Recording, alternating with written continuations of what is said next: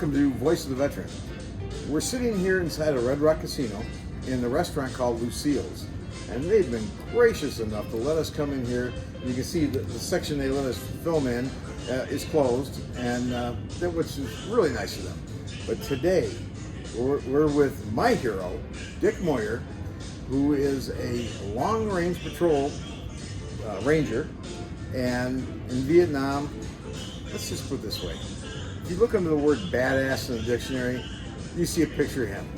So, Dick, thanks, buddy, for being here today. Thank you for letting us take the time. Oh, absolutely. We're going to be talking about the 55th anniversary of the TET Offensive. And things like this, they cannot be forgotten. Because there's, that was what, the bloodiest war of, or bloodiest battle of Vietnam. Yeah, that was the turning point. Yeah? That was actually the turning point of the war. That's when media kind of turned against us. Then they got the rest of the country. Imagine that. Kind of turn against us, yeah. But now, you were in F Company. Right. And what was the other part of it? I was F Company, 51st Infantry, Long Range Patrol Airborne. There you go. You all had to be paratroopers to be that. So we're all volunteers. Now, you carried what was considered probably the smallest rifle, the M60. Yeah. I carried that on several missions. Yeah, it was a pretty heavy little piece, almost 32 pounds, without any ammunition. And you had a Claymore mine bag. You put an extra 200 rounds? rounds in that. Yeah. But I carried around my neck. That was. So I on the move. So I have plenty of ammunition really available as we're moving. How many rounds did you carry? You think on each I have mission? probably about 800 on me. 800. About 800 rounds considered what was in my rucksack. How's your back these days? Actually pretty good. Surprising. That's good. Wow. Well, let's talk about the TET Offensive. Okay. What happened, what it meant, what it means to this day. And you've got stories. He's got stories. So let's start out with stories from Dick Moyer. Well, that's what we'll call this one. Okay, well, we'll start actually talking about the TET Offensive then. In September of 1967, General Westmoreland was getting a lot of pressure from President Lyndon Johnson at that time to start showing some progress in the war. And they were having a very difficult time getting enough intelligence information from the field to fight, because this is going to be a new type of war for us to develop. So on September 25th, 1967, General Wheeland and Westmoreland and they decided that they would create 2 new Ranger-type units to help collect this intelligence. And the following day, we were on the books. They created, and I'm going to read here the names of the 2 companies. Actually, on the 26th of September, Company E of the 20th Infantry, LRT, and it was commanded by Major Danridge M. Malone, and he was assigned to first Field Force. Now, F Company, 51st Infantry, Long Range Patrol Airborne, was assigned to 2nd Field Force, which was at MACV headquarters. That was your group, right? That was our group, yeah. And that was commanded by Major William C. Moss, and he was the command of the F Company. And these were the first 2 Ranger-type units that were authorized since Korean War. Whoa. Yeah. Even though the other brigades and divisions had long-range patrol units in their battle plans, but these were the first 2 that were authorized, even though they were doing work missions before they were. Well, we got to give a shout out to the Lurps. Yeah. I mean, you go every year. You go to Branson, Missouri. Is that right? I go every other year because we use that for our reunion for our company. Okay. But they have a reunion there every year for the Long Range Reconnaissance Association, which is right there. Okay. And that's where not only the people from, we actually have some people coming from the Second World War and Korea, but it was mainly started from Vietnam going forward. Okay. So we're covering the last probably 50, maybe 60 years of Lurps, and it went from long-range patrol and long-range reconnaissance patrol to long-range patrol, and then it evolved to long-range surveillance. So the surveillance, and they're actually a little more, they're definitely more techy than us, and much more heavily equipped. They have a lot better. Well, nowadays. Now, yeah, 55 years later, yeah, they were well equipped with quite a bit of information. And we were designed, the Lurp teams were designed initially with 230 men. You were to have 7 teams and 4 active duty, or the action units. Okay, 4 platoons, and each platoon had 7 teams, 6 man, 7 teams. Yeah. So 42 men per unit. So we were already, I don't think we were ever up to strength to get that many volunteers. So they were always, it's pretty rare to have 7 teams in units with 6 men. A lot of times went to field with 5, sometimes 4. That was pretty rare. But a lot of times it was just 5 men. Wow. And we were heavily camouflaged and heavily armed. You could have been out there for days at a time, right? Well, initially it was set up that they would go out for 5 out and 5 in. That was the plan. But a mission may end up only lasting a couple minutes if you're coming off the chopper and you're now on a hot LD. I mean, you're on a firefight, your feet haven't touched the ground yet. So that mission would come to a screeching halt at that point.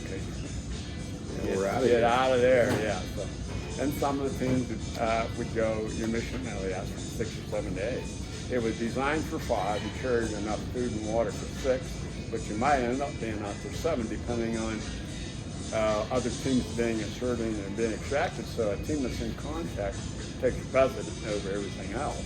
Sure. Because they're waiting for the backup. So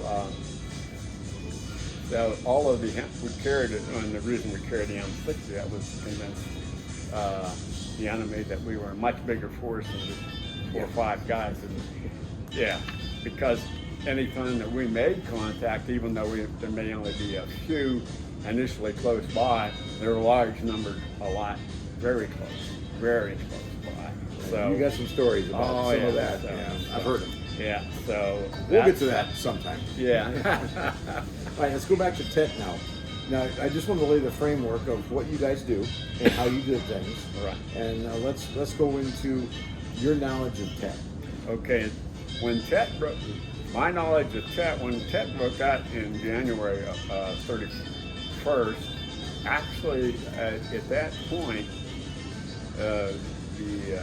through the North Vietnamese embassy, they wanted to observe a ceasefire for TET. What they did, actually, the VC and NBA, they celebrated TET 2 days early. Oops.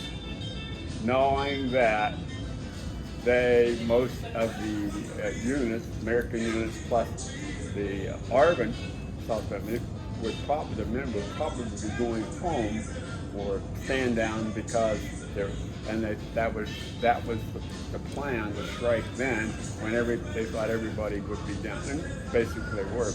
They were not. They were really surprised when we reacted as quickly as we did, because General Whelan, who we worked for directly, because of the intelligence that we collected in December and January, he moved, I think it was 15 brigades at the time, back closer to Saigon. If he would not have done that, Saigon may not have survived the onslaught. Wow. Because they've been planning this. They'd been planning it for quite a while, because one of the things after the initial fighting, they found a lot of the AK-47s that had been pre-positioned, and they were, once the enemies were killed in weapons, their termites had eaten away the wooden stock from that, and they actually had to wrap, for the VC and to use their weapons, they actually had to wrap rags on these AK-47s because the wood stocks were all eaten away. They forgot about, they hit them, but in basements or close to, so the termites out there just ate the wood away. So, something they weren't planning. Yeah, good. So, but because of the swift reaction of the American forces and the South Vietnamese forces too, they were able to really bring them first, going back their position, and they were very close, over 100 to quick count. And then on the following afternoon of that day, what was left was pretty decimated, coming right back. So that's where him and Major Moss, it was the company commander, they each got distinguished awards. So it was pretty dicey what I got into. Yeah, I bet it was. I don't remember volunteering, but you volunteered. Yeah. So that's the TET Offensive, and then they estimated that in TET they considered it last about 5 weeks, about the first week of March of 68. They estimated that the VC and NBA forces lost about 37,000 men or women too, because they had 37,000 is what they estimated that they lost. And then just, I think it was like 3 years ago, Vietnam corrected the number, said, no, the number was over 58,000. So, yeah, and so, yeah. They didn't want to admit their losses. Well, they didn't, at that time, at that point, the war was over, or it wasn't over for them, but yeah, they got a pretty good drubbing. And the DC actually, was always the cannon, cannon fodder for the North Vietnam.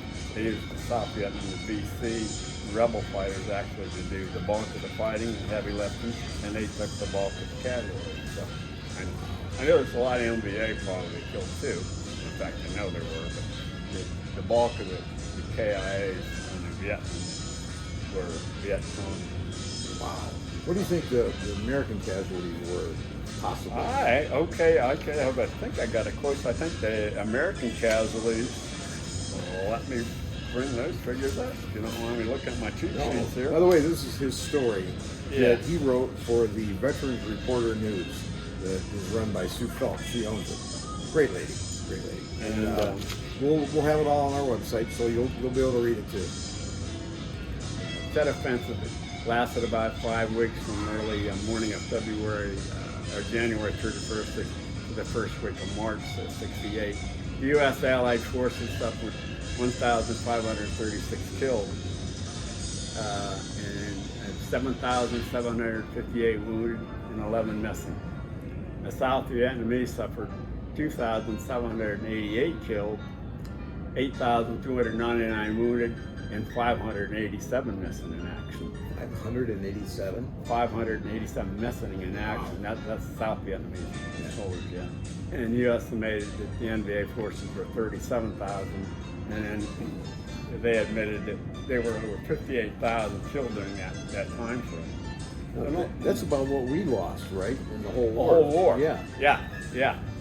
That's correct. And welcome to Vietnam. Yeah, no doubt.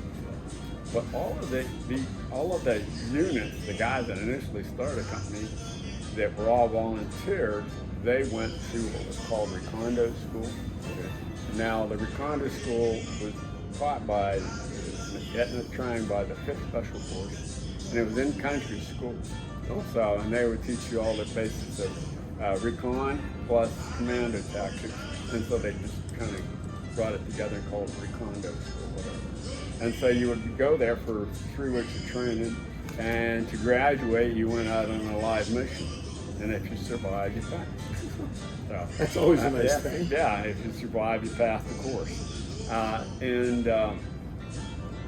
The amount of stuff that we carried in the field, as I look about it, it's phenomenal amount of equipment that we had that were capable. Not everybody carried the same thing, but somebody would carry an M79 grenade launcher with canister rounds and beehive rounds or whatever. And somebody we'd all be carrying claymores except for the radio guy, because he had to have the radio. He didn't have to carry anything actually. Wow. He had the radio, and he was the most important person. The unit we had tangled with the day before when they come back to pay their respects to us, They were actually the lead company of a rocket brigade, is what we tangled. Oh, And we didn't realize it for 3 days because they sent another team into that female LD position in the 2nd Field Force. Some of our shorter people stayed with them, and then some was split and went to the 82nd Airborne with the O Company, and they went down to the water road. They went down to the Mekong Delta. And I was lucky. I was signed to Papa Company. I was sent up to, linked up to, with the 5th Mech.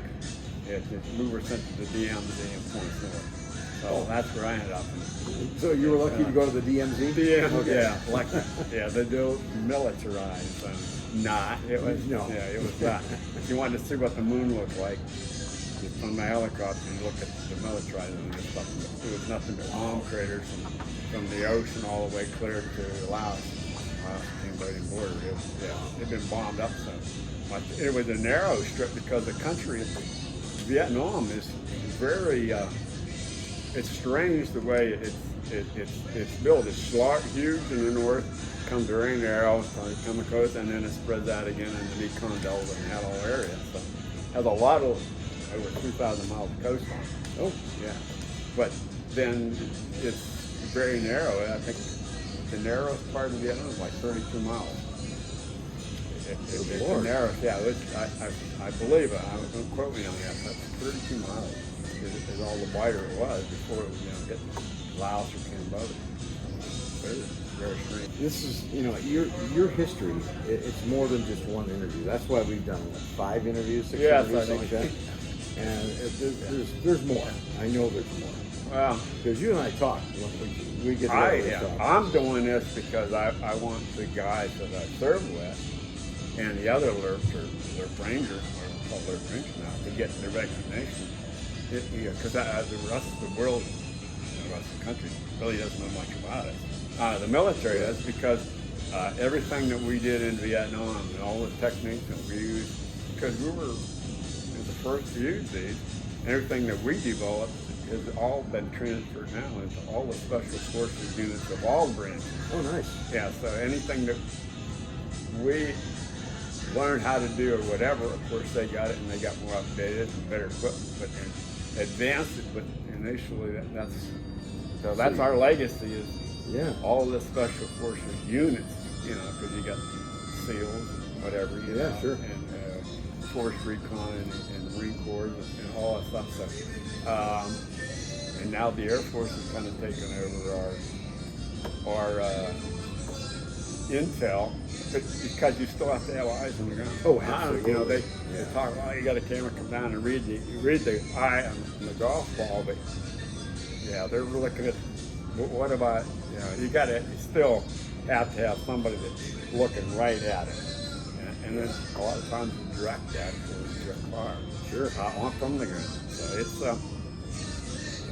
I'm hoping if just a couple thousand people hear about it. We're going to make sure a lot of people are getting it. Yeah, we're going to push this hard and heavy. It was, and the timing of the formation of the company couldn't have been any better. Yeah, right. And because without it, Saigon, it would have been a whole different story.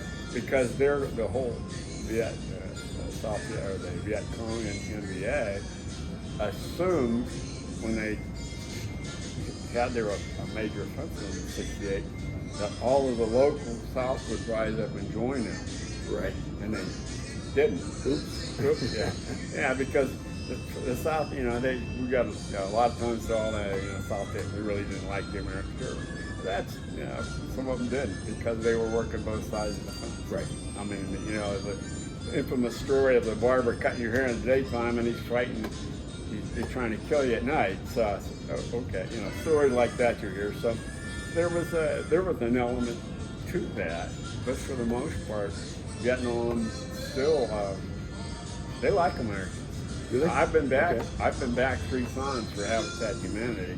Build houses for the very poor over there, and they know if you're an American. They can tell. Oh, sure. Because you got a lot of tourists, cruise ships stop there now and whatever. But they seek your eyes. Okay. Yeah. And then they'll especially we bred with some guys who actually fought against us in D.C. or whatever. And that's interesting because you find out that after 75, when the South capitulated actually, and the war basically ended, you know, Vietnam took over the whole country. They took anybody that worked with the United States to survive, because there's about 80,000 people lost their lives. They don't talk much about that. And I tell you, it was 80,000 Vietnamese that were killed, you know, when that took over. They were worried about it, people. It was a many blood deaths, but they don't talk too much about that. But if you were worked with the American forces, whether you worked with them militarily or civilian, whatever, you were taken to a re-education center. You were taken out to the outback, out in the jungle, and that's where re-education center. And my first mission, or my first trip back to Vietnam, I stayed with Jerry Rapp, we called him Rapp, Jerry Brown, Rapp down. He passed, Agent Orange got him. Okay. But I stayed with him for the first 4 days. And his girlfriend, Moon, actually family was, they worked, they took their house and they were sent to one of those camps. It took them 17 years to get back to Saigon. Yeah. After being, you know, re-educated or whatever. But the thing that most people don't realize, the VC was also sent to the re-education camps. Oh my goodness. Yeah. And the reason why, because most VCs that were survived were forced to fight. Oh, they went into recruited village and whatever and said, well, you're going to fight for us. And if you don't see your family over there, we're going to blow them away. And so that's how they recruited their soldiers. And a lot of it, you know, the VC from the effective. Well, yeah, it was effective. And North Vietnam said that they were willing to sacrifice $45,000 a year because they could replace them. So they knew that in the long term that we would get tired, we would everywhere time, and they were willing to sacrifice $45,000 of their own people just to win that.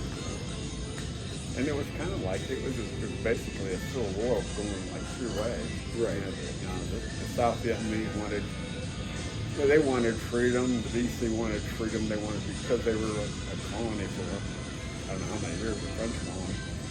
They all wanted the same goal, but then they wanted to unify the country. But if it's going to be unified, the communists said, well, it's going to be unified under, it's going to be a communist, and it is. And it's, but they're probably 75% of the population in Vietnam has been born after the war. Oh, so they only know what's being told. They don't have a lot of recollection. And they're, up until COVID hit, they were very up and moving middle class in Vietnam. Yeah, they were doing real well, and the communists realized that capitalism works pretty well. So they got out of the way. Yeah, they didn't mind, you know, if they're lining their pockets. Right. Yeah, bring on the capitalists. Yeah. Vietnam is probably more capitalistic than what we are. At least it was. I don't know about now after COVID and restrictions and all that. Oh, stuff. sure.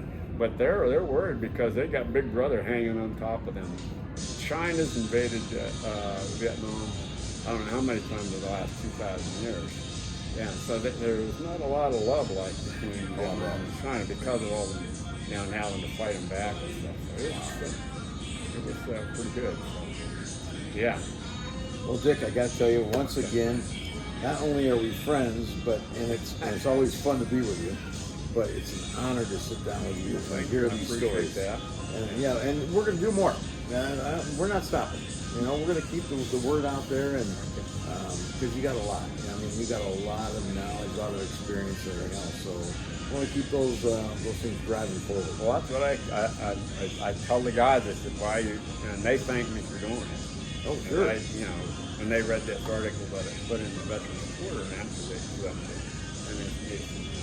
they thought it was great, done well, whatever, because they tried to be factual and put in some kind of order and stuff that they hadn't heard before.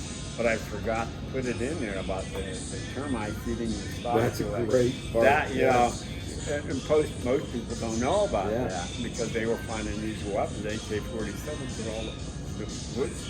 I've never Yeah. heard anything like Oh, that. yeah. Nor would I expect to. You just don't think about that. Yeah, and that's for the termites, because they had pre-positioned, and they must have been planning this for a while for termites to be able to keep them less problem. But they got some pretty big termites in there. They got pretty big bugs. And everything, they're big bugs, whatever. So, but they had evidently pre-planned their stockpile those weapons for quite a while for them to be in that bad of shape. Yeah. So, Yeah. and I'm sure they were rude awakened when somebody has an AK-47. Oh, you've got metal. Most of the wood's eaten away, and how in the hell am I going to shoot this thing? Very carefully. Yeah, very carefully. And I'm sure there was probably a lot of accidents simply because of that. Oh, sure. A lot of jamming and stuff. Yeah, but and I'm sure if you ever watched any of the war movies that they make in the VC, sometimes they have stashes of mortar rounds or RPG rounds in a little, and then somebody would be standing there, they're coming by to stand, and they're moving out with their round or whatever. So, but that was. Here's your termite gun. Yeah. So you got to rip off your shirt and wrap it around. Yeah, that's all you can do. Yeah, probably, because you wouldn't be prepared for that. It's not like they got duct tape over there. Yeah. Well, we had duct tape, but they you guys did, yeah, we sure. did, yeah. And we used to wrap our M16s with it, and then guys would camouflage, cut stuff in it, and kind of that's good. rifles. And we had the green duct tape. Yeah, duct tape's coming. Oh, yeah. Pretty important piece of thing. To this day. It does amazing things. It does. Well, buddy, thank you again for everything, your service, what you've done for our country. Thank you. And, God bless you. You're the best. Thank you very much. All I right. appreciate it. All right, we'll be talking to Thank you, everybody Don. soon. And, we have more with Dick Moyer. It'll come. It'll come. And I want to thank Station Casinos over here at the Red Rock. They don't know we're here, but thank you anyway. Appreciate you. And Lucille's for letting us come in here and do this. And it's greatly appreciated. And now, I'm going to go eat. Yes. All right, that's my part. Lunch is on All me. right. All right.